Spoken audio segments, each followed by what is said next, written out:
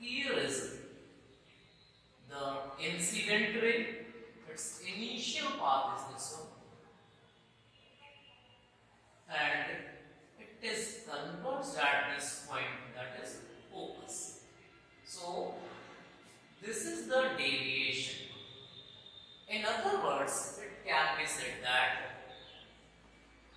tangent of deviation represents the power of lens. Hence, P equals to tan delta. Here is delta. So, this is also delta. Let this one be y and this distance be f. So, tan delta equals to y by f. For y equals to 1 meter, tan delta equals to 1 by f. Hence, power of lens P equals to 1 by f means this ability can be numerically expressed as reciprocal of focal length. Reciprocal of focal length of lens represents the power of lens. As you know that f may be positive, may be negative. Yes, for convex lens,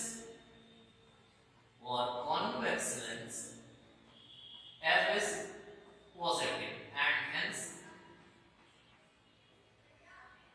for concave lens, f is negative, and hence p is negative. Okay, so what is the significance of this positive and negative?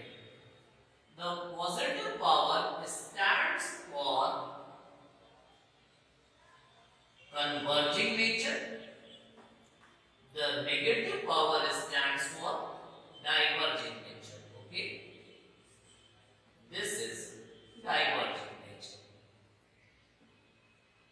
The power of lens is ability to converge or diverge, and numerically it is expressed as deviation का tangent हम निकाल करके इसे represent कर सकते हैं. Okay, and this is the formula, means reciprocal of focal length.